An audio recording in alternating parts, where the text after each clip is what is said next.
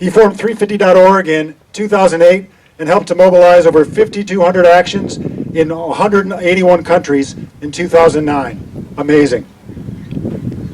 And then the largest rally on climate by far when 50,000 people jammed the mall in Washington, D.C. for the Forward on Climate rally in February of this year.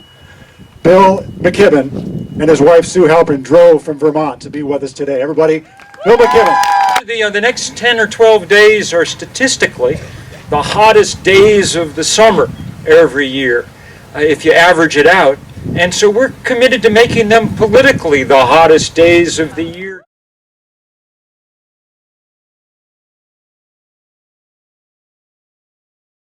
A few years ago, when a bunch of people here started taking on that Keystone tar sands, everybody said, don't even bother, this thing is a done deal. You know, well, you know, it may still happen. We got to keep fighting as hard as we can. But 2 years later, they have not built it yet.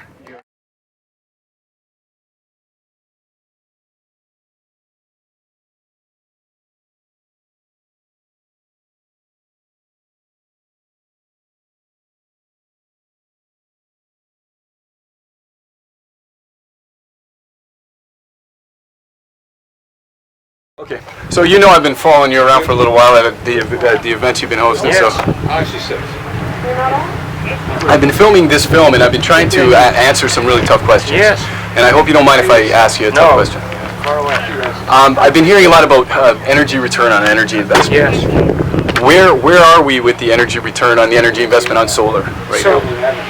This energy return on investment thing was a huge problem because it's like we got rid of all the easy energy, right? All the stuff that, you know, oil that was easy to get at and stuff, and now that, you know, is getting hard to get a return on. If you go up the tar sands and drill, you get almost no return. And renewable energy doesn't give you the same return as you got from you know, Saudi oil. That's why job one before you put up anything, any solar panel, anything else, is to do intense conservation so that you use a lot less energy in the first place. And it's only when we use a lot less energy that you can begin to make wind turbines and solar panels and stuff even begin to make sense. Okay. So at present, is the energy return there? Yeah, I mean, if you get a solar panel, it'll take 2, 3, 4 years, depending where you are, to generate as much energy as it took to make the solar panel. And after that, it's gravy, you know. Okay. For the next 20 years or however long it lasts, you're getting energy. But yeah, it takes energy to get energy, no question. So are we able, at this point, can we make the transition to a sustainable source without the mining, without the tailing ponds? We're cutting it super close, you know. I mean, we should be using the last fossil energy that we can use, and there's really not much left. Our budget at best is 500 gigatons or something more of this stuff. We should be using that precisely to make this transition. The highest and best use of, you know, what fossil fuel we're going to burn at this point is creating renewable energy. But in the process of creating that renewable energy, given that we just blew past 400 parts per million, is that not going to push us beyond the point of no return? Well, it'll probably won't push us beyond the point of no return. I mean, we're already past the point of no return in certain ways. The Arctic is melting and things. But if we do that, if we make those investments, if we quickly build out renewable energy, then the modeling shows that CO2 concentrations should slowly start to fall. We don't really know if we can get it done in time or not. It's an experiment that we've never carried out, and the entire planet's a test tube, which is the problem here. In your 2008 book, Deep Economy, you concluded that economic growth is the source of the ecological crises we face. That when the economy grows larger than necessary to meet our basic needs, when it grows for the sake of growth in itself, its social and environmental costs greatly outweigh any benefits it may provide. So, do you still stand by that? Yeah, absolutely.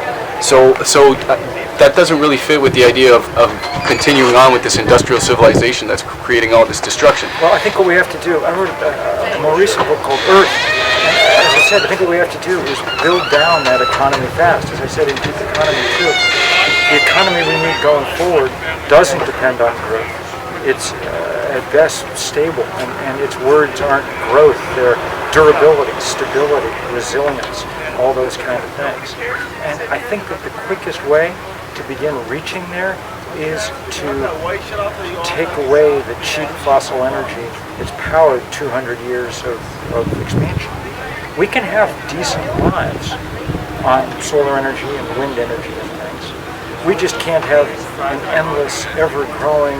We can't have everybody live in a 2,500 square foot house. We have to start learning how to live in smaller houses, learning how to live much more sensibly. And those things we'll do if we don't always have the get out of jail free card that comes with tons of cheap fossil energy. So when someone will say that, you're trying, I hear people who might be going against you online that'll say that you're trying to maintain this level of growth, this level of consumer lifestyle, and reinforcing these power structures. All we're trying to do right now, and I think the only thing we can really try to do right now, is change the trajectory. I don't know where it all ends, and in my lifetime I won't see it. But if we can stop the rise in the combustion of fossil fuels, if we can stop the kind of endless growth, then we have some chance for the next set of people to work out what what the landing's going to look like.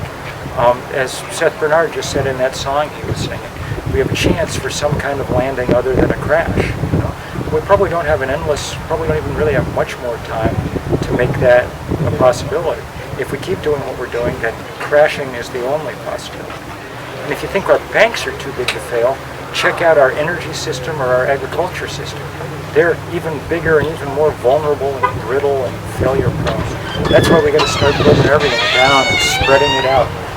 That's the great promise of the moment we live in. Decentralized energy structure and a decentralized movement. We don't need just big, huge environmental organizations or Al Gore or leaders. We need big, spread out, million different nodes operating. That's why it was so exciting. During the tar sands arrest, people came from every state in the union. They weren't there because some organization told them there. They were there because they knew it had to be done.